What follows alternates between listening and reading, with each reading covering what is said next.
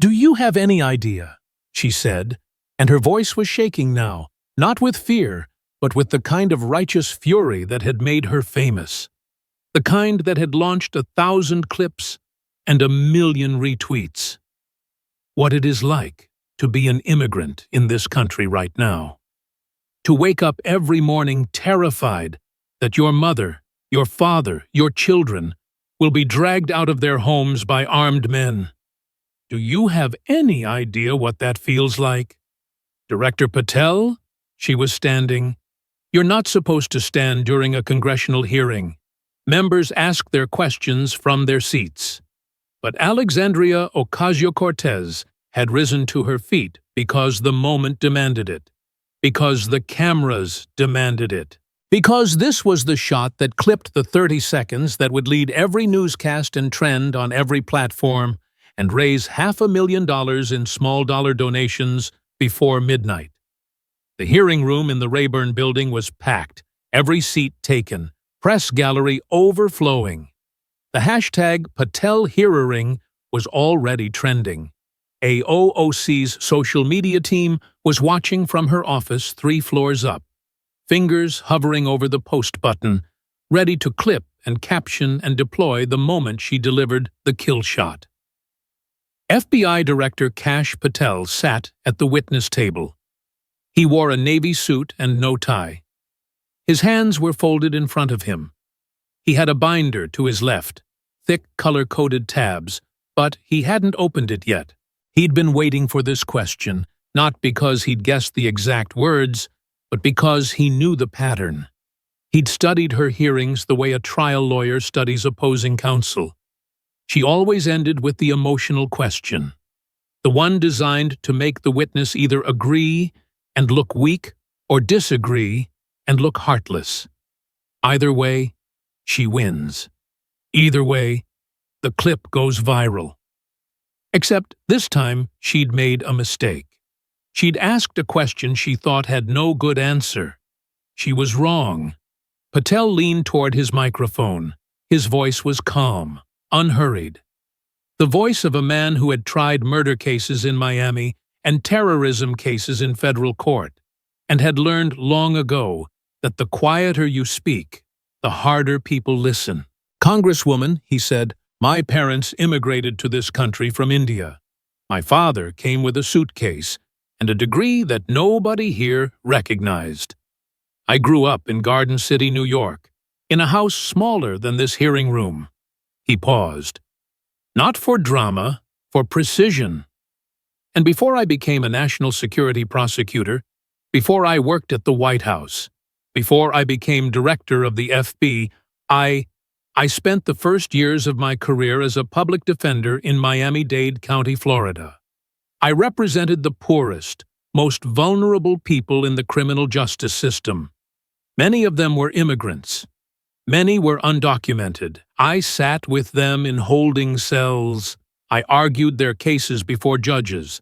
I made sure they had legal representation because that's what the Constitution requires." He looked directly at her. "So yes, Congresswoman, I have some idea." The room shifted, not dramatically, not the way it shifts in movies, more like the way a courtroom shifts when a witness says something the jury wasn't expecting and everyone quietly recalculates. AOC's mouth opened, closed. She hadn't known he was a public defender. It wasn't in the briefing notes. Her team had prepared her for a Trump loyalist, a conspiracy theorist, a deep state warrior with no real legal credentials. Nobody had told her about Miami-Dade. Nobody had told her about the holding cells and the undocumented clients, and the years he'd spent on the other side of the system she was accusing him of weaponizing. Patel wasn't finished. "But I'll tell you what I find interesting, Congresswoman. While I was in those courtrooms defending immigrants, making sure they had lawyers, making sure their rights were protected through the legal system, you were live streaming a webinar, telling them to resist federal law enforcement, not to hire lawyers, not to exercise their rights through proper channels, to resist, to create, and I'm quoting you directly, enough friction that they cannot go as fast as they want to go, he let the quote land.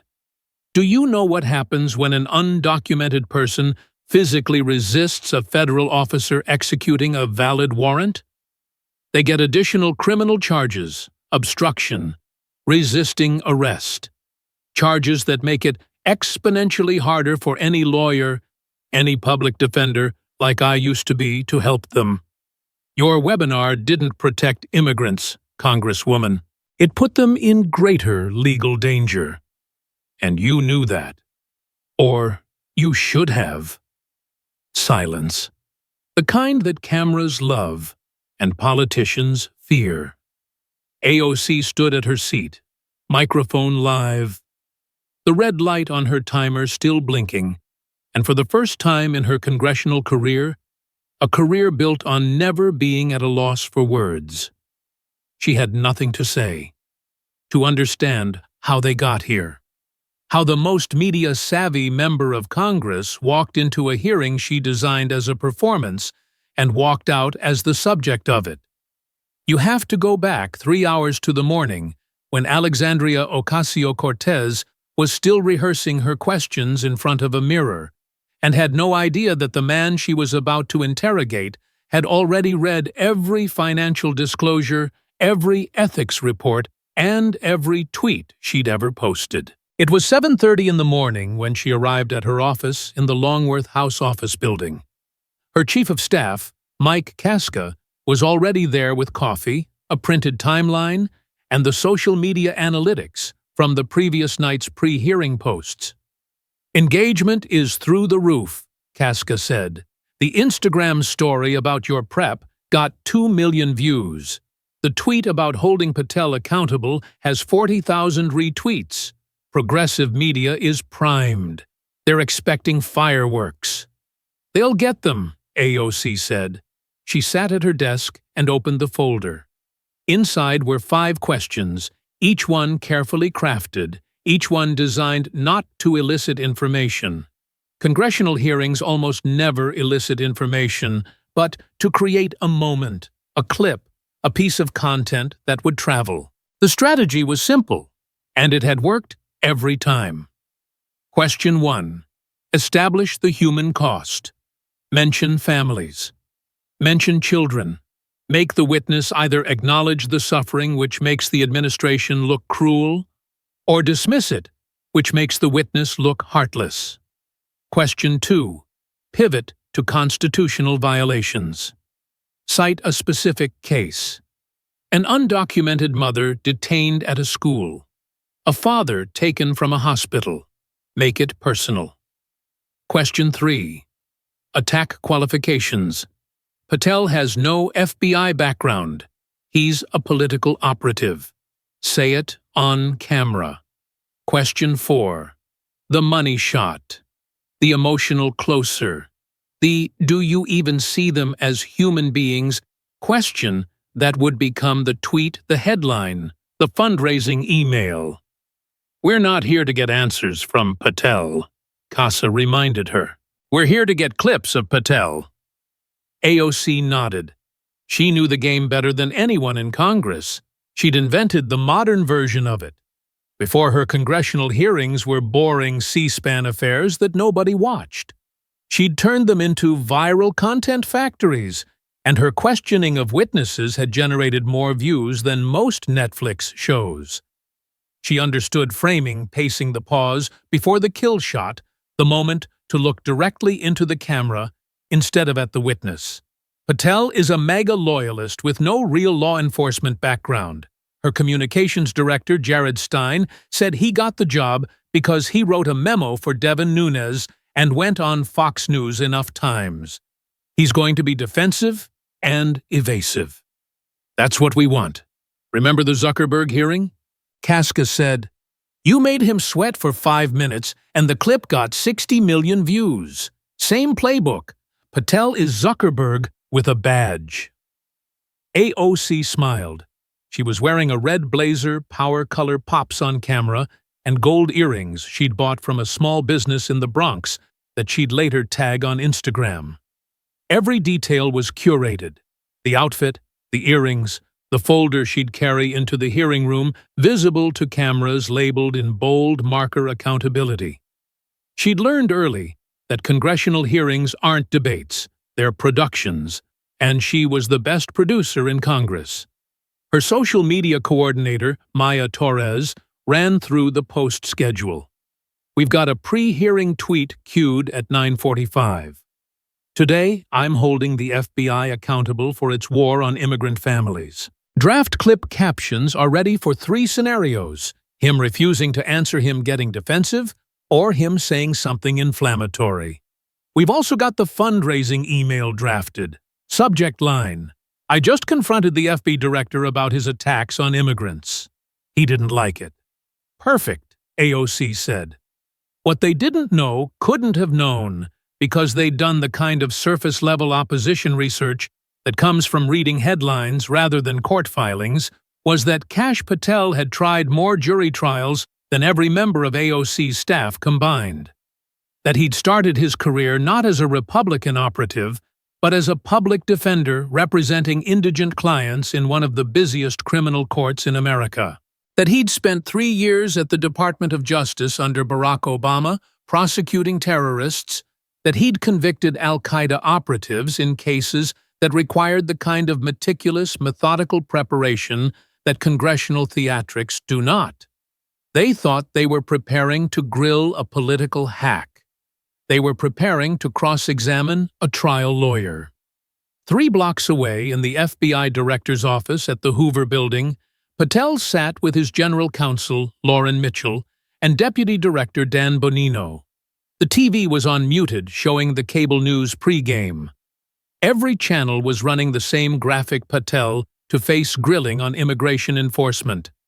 She's going to go emotional first, Bonino said. Families being torn apart, children crying. She'll have a photo. She always has a photo. Then she'll pivot to my qualifications. Patel said, she's going to call me a political operative, say I'm not qualified. And then the closer, Mitchell added, the big emotional question, the one designed to go viral. Patel opened his binder.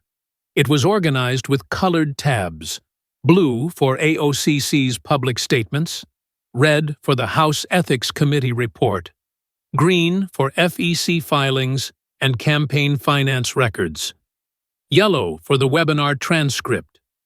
Here's what she doesn't understand, Patel said. She thinks I'm going to sit there and take it. She thinks I'm going to be defensive. Every witness she's ever questioned has been defensive, because that's what happens when a camera is in your face and someone is accusing you of being a monster. You flinch. You stammer. You look guilty, even when you're not. He tapped the binder. But she's never cross-examined someone who's done cross-examination. She's used to bankers who get nervous, tech executives who speak in jargon, cabinet secretaries who've been coached to give non-answers.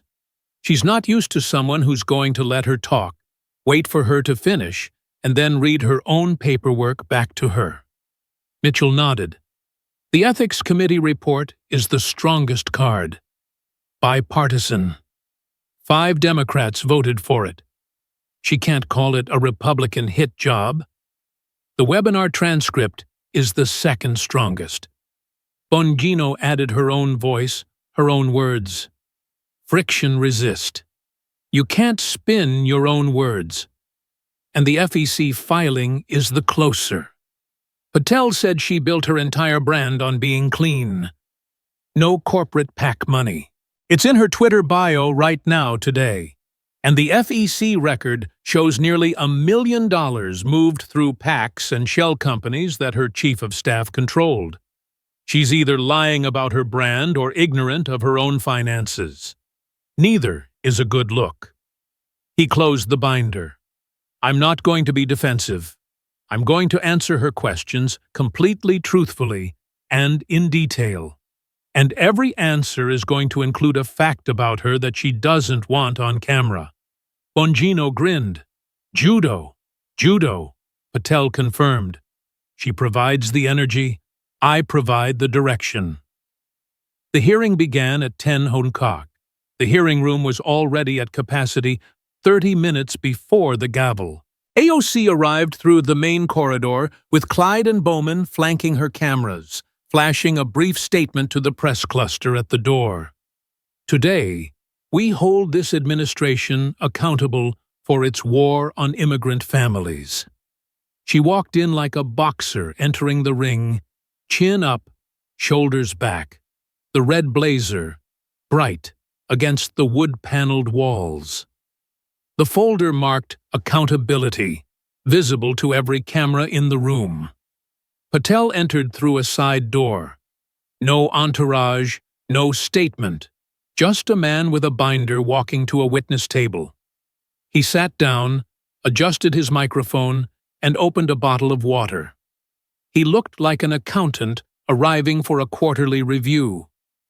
The contrast was deliberate on both sides. UU wanted drama. Patel wanted calm. She wanted the hearing to feel like a confrontation. He wanted it to feel like an audit. Only one of them would get what they wanted. Chairman Jim Jordan gave the room to order and read the opening statement. The Committee on the Judiciary will come to order. Today, we will hear testimony from FBI Director Kash Patel on the Bureau's law enforcement priorities, with particular focus on counterterrorism, cartel interdiction, and immigration enforcement. The first 90 minutes were unremarkable. Republican members asked Patel about FBI operations, arrest statistics, fentanyl seizures. Patel answered with numbers: 25,000 immigration-related arrests since January, 350 Trend Diaragua gang members, 195 MS-13 members, 66,000 kgs of cocaine, 1,500 kg of fentanyl, 59 foreign intelligence operatives arrested for espionage. The numbers were impressive, but they were boring on camera, which is exactly what AOC was counting on. By the time her 5 minutes arrived, the audience would be hungry for something emotional, something human, something that cut through the data. She would provide it. The chair recognizes the gentlewoman from New York for 5 minutes, Jordan said. AOC straightened in her seat, adjusted her microphone, looked directly at Patel. Not at the camera, not yet. That would come later. For now, she looked at him the way a prosecutor looks at a hostile witness. Director Patel, she began, since you took over the FBI, your agency has participated in what can only be described as a mass dragnet targeting immigrant communities. ICE raids in residential neighborhoods, agents showing up at schools, parents detained in front of their children. Is this the FBI you're proud of? Patel leaned forward. Congresswoman, I appreciate the question. Let me give you some context for those operations. Since January 20th, the FBI has arrested over 25,000 individuals in connection with immigration enforcement. Of those, approximately 9,000 were flagged for violent criminal histories, prior convictions for murder-assault, sexual offenses, narcotics trafficking. 350 were confirmed members of Tren de Aragua, a Venezuelan prison gang that has established operations in at least 17 American cities. 195 were MS-13, he paused. Let the numbers register. We also seized 500 kilos of fentanyl during these operations. Fentanyl, as you know, kills approximately 70,000 Americans per year. 1,500 kilos is enough to kill every resident of New York City 3 times. Director Patel, I didn't ask about fentanyl. You asked if I'm proud of the FBI's operations. I am, because every one of those arrests represents a community that is safer. Many of those communities, I should note, are immigrant communities. The victims of Tren de Aragua are overwhelmingly Latino immigrants, people who came to this country legally and are now being extorted, threatened, and assaulted by a Venezuelan prison gang that entered through the southern border. The victims of fentanyl trafficking are overwhelmingly working-class Americans, including immigrants in your own district. He shifted slightly in his chair. I'd also note that the FBI has arrested 59 foreign intelligence operatives since January for espionage or smuggling dangerous substances into the country. 59 foreign spies, not immigrants. Spies.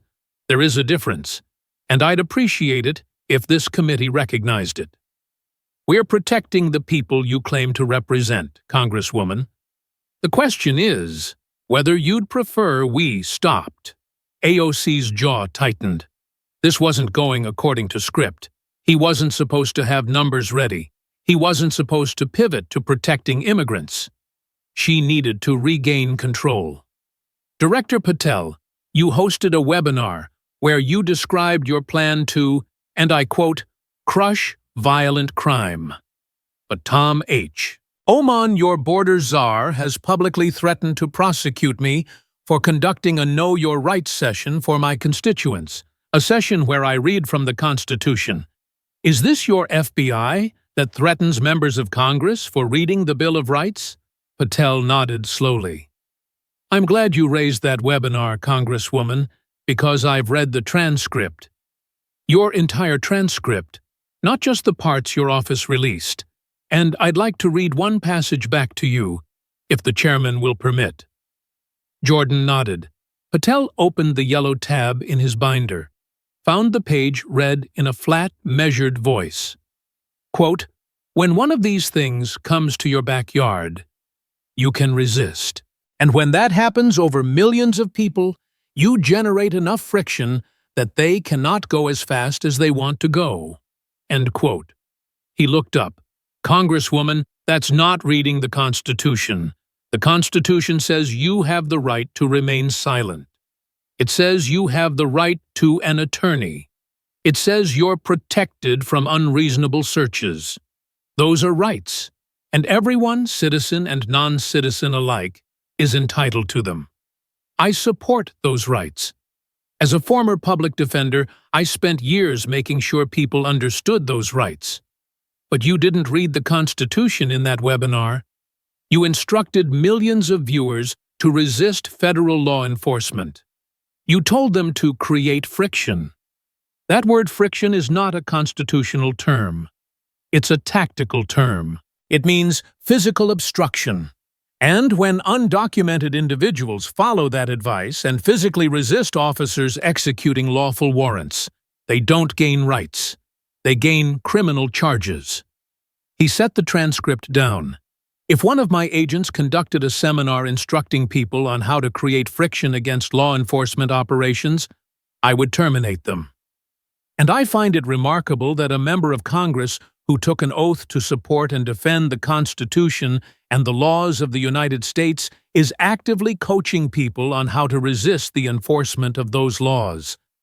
AOC's communications director, watching from 3 floors up, texted Casa. She needs to pivot now. Casa glanced at his phone, then at AOC, but she was already pivoting. She could feel the round slipping away from her, feel the energy in the room tilting toward Patel. And she did what she always did when a line of questioning wasn't working. She went personal. Director Patel, let's talk about your qualifications. Before becoming FBI director, your primary experience was as a political operative for Congressman Devon Nunes. You authored a memo that was widely discredited. You promoted conspiracy theories about the Russia investigation. You have zero experience managing a law enforcement agency. How can the American people trust you to lead the FBI? She said it fast. Machine gun delivery. The style that worked on camera because it gave the witness no time to respond before the next accusation landed. But Patel didn't try to answer each accusation. He waited until she was finished. Let the silence stretch for 2 full seconds, an eternity in a hearing room. Then he spoke. Congresswoman, since you've raised the subject of qualifications, I'm happy to address it. Let me walk you through my career, since you seem to be unfamiliar with it. I graduated from law school and began my career in 2005 as a public defender in Miami-Dade County, Florida. For 3 years, I represented indigent defendants, people who couldn't afford attorneys. Many were immigrants. Many were undocumented. I tried jury cases ranging from murder to narcotics trafficking to complex financial fraud. In 2014, I joined the Department of Justice as a national security prosecutor under President Obama. I led investigations across multiple theaters of conflict and personally prosecuted members of Al-Qaeda and ISIS. I tried those cases in federal court. I obtained convictions. I then served as senior counsel for the House Intelligence Committee, where I led the investigation into Russia's interference in the 2016 election, an investigation that both parties agreed was necessary. I uncovered intelligence malpractice during the FBI's Crossfire Hurricane investigation findings that were later corroborated by the Inspector General. I served as Deputy Assistant to the President on the National Security Council, where I oversaw counterterrorism operations, including the elimination of senior Al-Qaeda and ISIS leadership and the repatriation of dozens of American hostages. He paused. Now, Congresswoman, your career. You graduated from Boston University in 2011 with a bachelor's degree in international relations and economics. You worked as a bartender and waitress, which is honest and respectable work. In 2018, you were elected to Congress. You have never tried a case. You have never conducted a criminal investigation. You have never held a security clearance. You have never prosecuted or defended anyone in any court. I don't say this to diminish your career. You've achieved remarkable things in electoral politics, but you opened this door. You questioned my qualifications. So, I'm simply putting both of our resumes on the table and letting the American people decide who is qualified to discuss law enforcement. The room was quiet. The kind of quiet that happens when something lands so cleanly that nobody knows how to react. AOC's face cycled through 3 emotions in rapid succession: shock, fury, and something that looked almost like recognition. The recognition that she'd made a tactical error, and there was no way to undo it on camera. Chairman Jordan's face was carefully neutral, but the Republican members behind him were not as disciplined. Several were suppressing smiles. One was openly grinning. AOC regrouped. She had maybe 90 seconds left. She could feel the time draining away. Feel the 5 minutes that were supposed to be her stage collapsing into a ruin. She needed to change the subject entirely. She needed something that would put Patel back on defense. Director Patel, since you want to talk about qualifications and accountability, she said, her voice harder now. The performance abandoned real anger seeping through. Let's talk about yours. Your FBI has been accused of political persecution. You maintain a list of so-called government gangsters. You've targeted former FBI officials who investigated your boss. You've turned the Bureau into a personal instrument of revenge for Donald Trump. Is that your idea of law enforcement? Patel's expression didn't change, but something shifted behind his eyes. The patience of a man who has been waiting for exactly this opening. Congresswoman, I appreciate your concern about accountability. Let me demonstrate what accountability looks like by noting a few items from the public record. Your record. He opened the red tab. July 2005. 5. The House Ethics Committee, bipartisan 5 Democrats and 5 Republicans, released its report on your attendance at the 2021 Met Gala. The committee found unanimously that you impermissibly accepted gifts in violation of House rules, standards of conduct, and federal law. Those gifts included a custom designer gown, professional hair and makeup services accessories, and a complimentary ticket for your partner. The committee found that you failed to reimburse vendors in a timely manner, and that several vendors were only paid after the investigation began and after they threatened your campaign. AOC's lawyer seated behind her started to rise. She waved him down. The dress, Patel continued, read "Tax the Rich." You wore it at an event where tickets cost $35,000 per person. You wore a dress demanding that the wealthy pay their fair share while accepting that dress and everything that came with it for free from the rich. The committee called your conduct inconsistent with House rules, laws, and other standards of conduct. Those are their words, not mine. The Ethics Committee found my violations were not knowing and willful.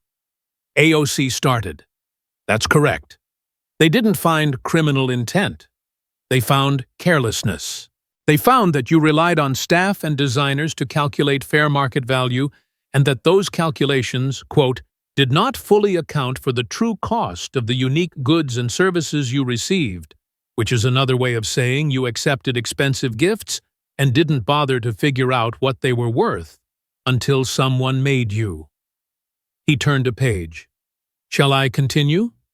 Your former Chief of Staff, Saikat Chakrabarti, established 2 political action committees, Justice Democrats, PI, and Brand New Congress, PIAC, and a limited liability company, Brand New Congress, LLC. Between 2016 and 2018, those PACs transferred nearly $1 million to the LLC, which Chakrabarti owned under the description Strategic Consulting. Your campaign also paid his LLC for consulting, and his PAC, the one you sat on the board of, paid your then-boyfriend, Riley Roberts, $6,000 for marketing consulting. He let that sit. You campaigned on the slogan 100% people-funded, no corporate PC money. That's still in your Twitter bio. Meanwhile, your chief of staff was operating what the FEC complaint described as a shadowy web of PIs and LLCs that moved nearly $1 million with minimal disclosure. The FEC investigated. 3 of 6 commissioners voted to find reason to believe violations had occurred. 3 voted against. A tie, which means 3 federal election commissioners believed your campaign broke the law. The case was closed only because the FEC couldn't reach a majority, not because you were cleared. And as recently as March of this year, Americans for Public Trust filed another ethics complaint about your use of taxpayer funds, specifically payments from your member representational allowance. That's the taxpayer-funded budget every member of Congress receives for official duties to a dance company and an individual labeled as training. When asked about it, you tweeted, and I quote, 100% wrong. None of this is taxpayer money. This is an FEC filing. He looked up. That statement was false, Congresswoman. The payments in question were dispersed from your MRA, your taxpayer-funded office budget, not from your campaign, not from an FEC filing, from the account the American taxpayer funds for your official duties. You told the public it wasn't their money. It was. AOC's timer was blinking. She had 30 seconds left, maybe 40. Her mind was racing, scrolling through the playbook for the response, for the pivot, for the thing she could say that would rescue this moment and turn it into something she could use. She found it. The one card she always played when everything else failed. The emotional card. The immigrant card. The card that had worked every single time because nobody, no Republican, no Fox News host, no hearing witness had ever been able to counter it without looking like a monster. She leaned into the microphone, softened her voice, let the anger drain away, and replaced it with something that sounded like pain. Director Patel, I think it's clear what's happening here. You're using this hearing to attack me because I defend immigrant communities, because I stand with people who are afraid, because I dare to challenge this administration's cruelty. But I want to ask you one more question, and I want you to answer honestly. She paused, looked at the camera, then back at him. Do you have any idea what it is like to be an immigrant in this country right now? To wake up every morning terrified that your mother, your father, Your children will be dragged out of their homes by armed men. And now we're back where we started. This was the moment she thought would save her. The viral question. The clip that would overwrite everything else. The immigrant story that nobody could counter without looking heartless. But you already know what happened. You heard it at the beginning. Patel told her about his parents, about Garden City, about Miami-Dade, about the holding cells and the indigent clients, and the years he spent defending immigrants in court while she was tending bar in the Bronx. None of it was an insult. All of it was devastating. While I was in those courtrooms defending immigrants, making sure they had lawyers, making sure their constitutional rights were protected, he said, his voice still flat, still measured, still the voice of a man reading facts into a record. You were using them as props for fundraising emails. While I was making sure undocumented defendants understood their right to counsel, you were live streaming instructions on how to resist federal law enforcement, which doesn't protect them. It puts them in more danger. Your webinar didn't give them lawyers, Congresswoman. It told them to resist. It told them to create friction. And when an undocumented person follows that advice and resists a federal officer, they don't get protected. They get additional charges: obstruction, resisting arrest, assault on a federal officer, charges that make it virtually impossible for any attorney to help them avoid deportation. I protected immigrants by defending them in court. You endangered them by telling them to fight officers carrying valid warrants. And then you fundraised on it. The timer on AOC's microphone went to 0. The red light died. Her 5 minutes were over. She sat down. She didn't have a response, not because there wasn't one. There's always a response in politics, but because the one she needed would have required her to know things she didn't know. To have prepared for an opponent she hadn't studied. To have anticipated that the man sitting at the witness table wasn't the caricature her team had briefed her on, but a trial lawyer with a public defender's resume and a prosecutor's instinct for the jugular. Chairman Jordan waited 3 seconds. Then he spoke. The gentleman's time has expired. Director Patel, do you have anything to add for the record? Patel straightened his papers. Just briefly, Mr. Chairman, Congresswoman Ocasio-Cortez questioned my qualifications, my integrity, and my commitment to immigrant communities today. I answered every question she asked. I'd note for the record that she did not answer any of mine. She asked me if I understand what immigrants face. I do. My parents were immigrants. I defended immigrants in court.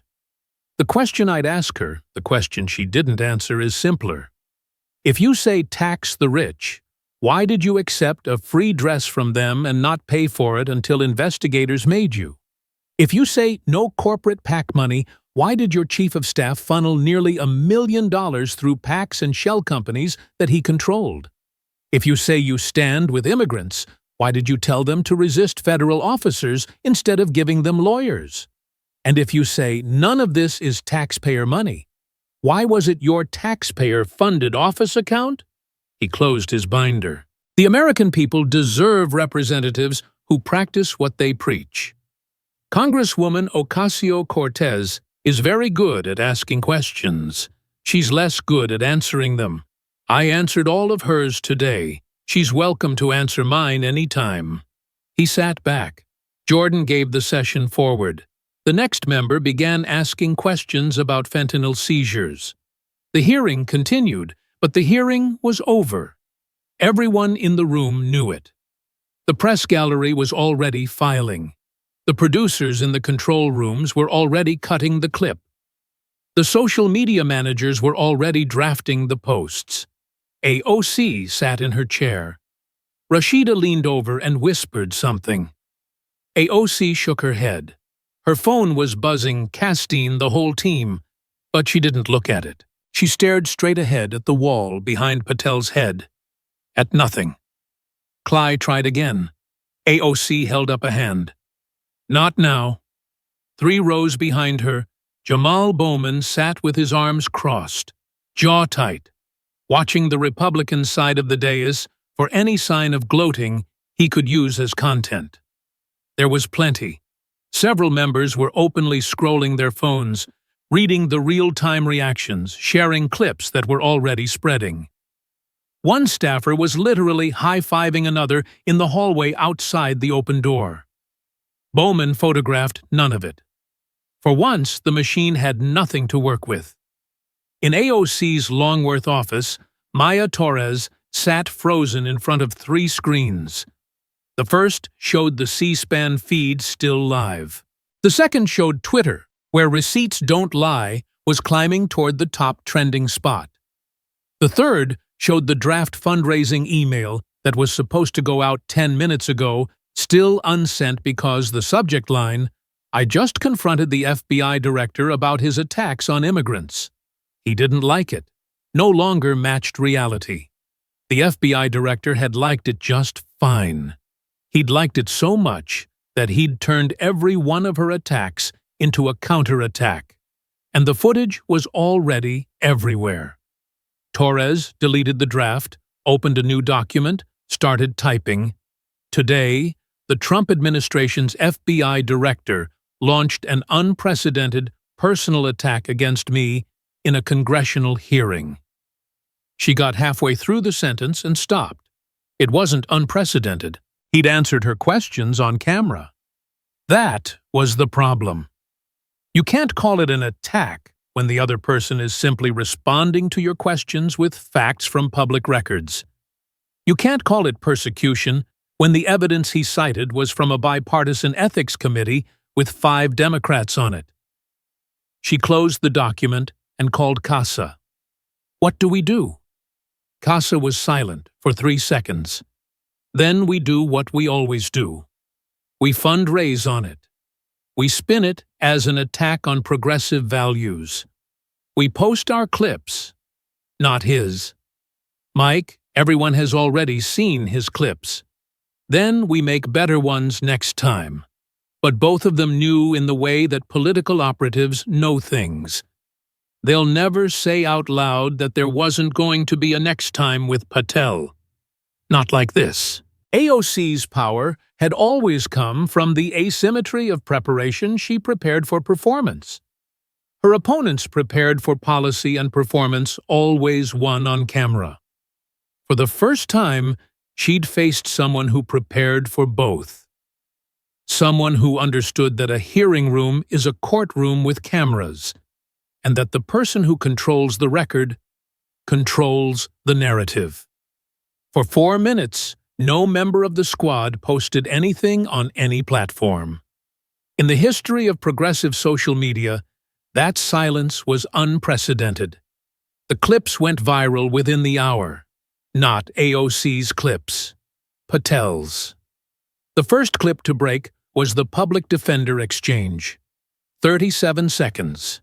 Patel's voice calm and flat, saying, "While I was in those courtrooms defending immigrants, you were using them as props for fundraising emails." It hit 15 million views by dinner time. By the next morning, it was at 47 million. The second clip was the Met Gala Take-On, 22 seconds. You wore a dress that said, "Tax the Rich," at an event where tickets cost $35,000. You accepted the dress for free from the rich. Simple, brutal, memeable. Someone said it to the curb. Your enthusiasm theme music, and it became the most shared political video of the month. The third clip was the PAC question. Patel reading the numbers. Nearly $1 million through PACs and shell companies. Your Twitter bio still says no corporate PAC money. Someone screen grabbed AOC's actual Twitter bio with the claim still there and put it next to the FEC filing side by side. The contrast did the work. AOC held a press conference 2 hours after the hearing ended. She stood in the hallway outside the Judiciary Committee room flanked by Clyde and Jamal Bowman and gave the speech her team had prepared. "What you saw today," she said, "was a political operative using the power of the FBI to attack a woman of color who dares to hold this administration accountable. This is what fascism looks like. This is what the suppression of dissent looks like, and I will not be silenced." The words were right. The delivery was right. The framing was right. But the problem was that Patel hadn't mentioned her race, hadn't mentioned her gender, hadn't mentioned dissent or fascism or suppression. He'd mentioned an ethics committee report, FEC filings, a webinar transcript, and a tweet. He'd read her own words back to her. He'd cited bipartisan findings from a committee with 5 Democrats on it. The fascism defense didn't stick because the attack it was designed to counter hadn't been made. Progressive media tried to spin it. Patel attacks AOC in political theater. Ran the MSNBC Chiron. FBI director uses hearing to target progressive lawmaker. Read the Huffington Post headline. But the problem with spin is that it requires the audience to not watch the actual footage. And 47 million people had watched the actual footage. They'd seen AOC ask the questions. They'd seen Patel answer them. They'd seen him read the ethics committee findings, the FEC complaint, her own tweet about taxpayer money. They could judge for themselves. In the Bronx, the reaction was complicated. AOC's district, New York's 14th, covering parts of the Bronx and Queens, is one of the most diverse in the country. It includes large immigrant communities, working-class families, small business owners, and the kind of people who work 60-hour weeks and don't have time for Twitter wars. A local news crew stopped at a bodega on Westchester Avenue. The owner, a Dominican woman named Carmen, who had lived in the Bronx for 31 years, gave an interview that was shorter and more devastating than anything said in the hearing room. "She wore a dress that cost more than my rent for a year," Carmen said. "A dress that says tax the rich, and she didn't even pay for it. She tells me she's fighting for me. But who's fighting for me when my rent goes up and she's at a party with celebrities I voted for her 3 times? I'm not sure about a 4th. A young Ecuadorian man who worked at a car wash 2 blocks away was more direct. She told people to resist. My cousin followed that advice. Resisted. Got charged with obstruction. Now he can't get asylum because he has a criminal charge. Thanks to her advice, she was trying to get views on Facebook. My cousin is trying to not get deported." A retired public school teacher named Dolores, who had canvassed for AOC in 2018, said, "I still believe in what she stands for, but there's a difference between what you stand for and what you do. She stands for the working class, but she goes to the Met Gala and takes free dresses and doesn't pay the designers on time. Those designers are working people too. Where was the solidarity? It wasn't anger. It was the particular exhaustion of working-class voters who had believed the story and were starting to notice the footnotes. The polls moved. Not dramatically.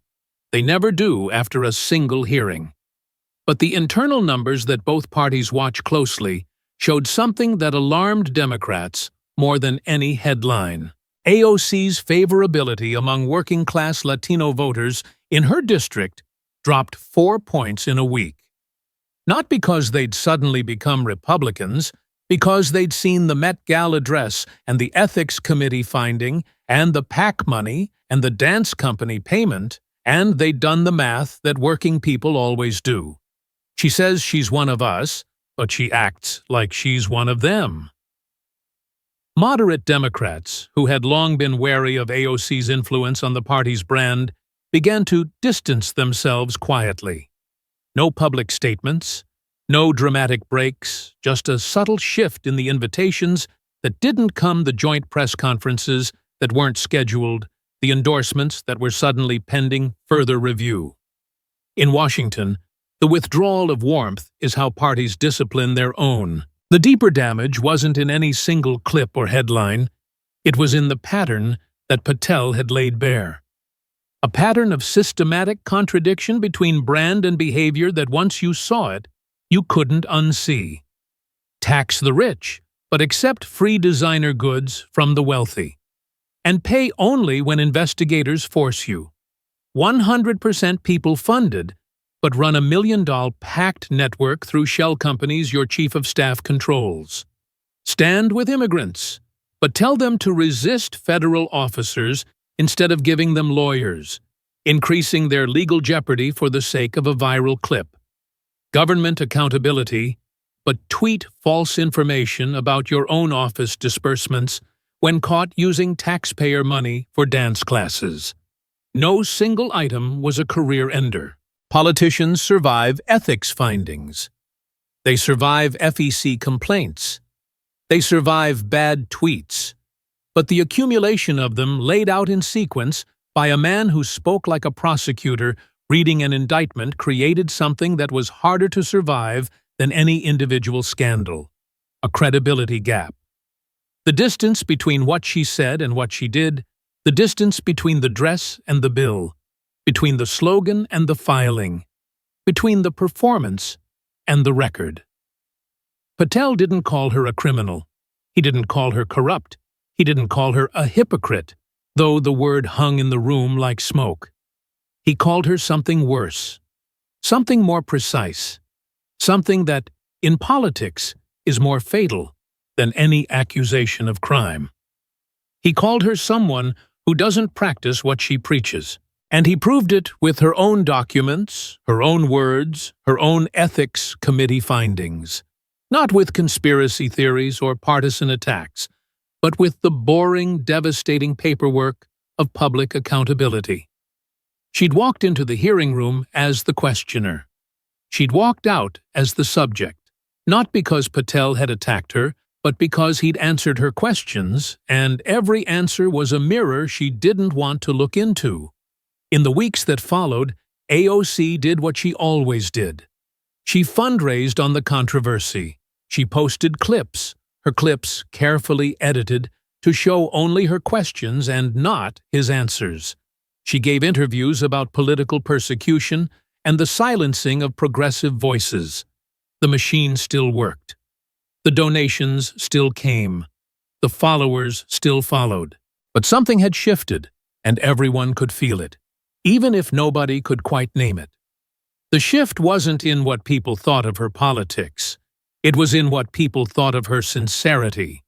And in politics, sincerity is the one thing you can't fundraise your way back to. Kash Patel returned to the Hoover building after the hearing. He didn't hold a press conference. He didn't post on social media. He went back to work. There were cartel cases to review, fentanyl shipments to intercept, terrorism threats to assess, drone incursions to monitor before the 2026 FIFA World Cup. The kind of work that doesn't trend on Twitter because it's not designed to. When Bonino asked him how he thought it went, Patel shrugged. She asked questions. I answered them. That's how hearings are supposed to work. That's not how her hearings usually work. Bongino said that's because nobody's ever treated her like opposing counsel before. They treat her like a celebrity. They get intimidated by the camera, by the followers, by the machine. They forget that it's a hearing room, not a studio. And in a hearing room, the person with the better preparation wins, not the person with the better Instagram.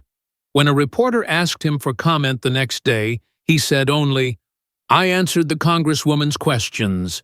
I'm available to answer more anytime she'd like. That was it. No victory lap, no gloating, no hashtag, just a man with a binder full of receipts who'd walked into someone else's performance and turned it into a trial. The receipts don't lie. That was the lesson. Not just for AOC, but for anyone who builds a brand on saying one thing while the paperwork says another. Sooner or later, someone reads the paperwork. And when they read it back to you on camera in front of the world, no amount of performance can make the numbers disappear. She'd asked him if he understood what immigrants face. He did. He'd defended them in court while she was tending bar. He'd represented them in holding cells while she was planning her primary campaign. He'd made sure they had lawyers while she was telling them to resist officers. The question she should have asked, the question she would never ask because it has no good answer, is simpler than the one she chose. Who actually helped them? The man with the law degree and the public defender's caseload? Or the woman with the Instagram following and the free dress? She never answered.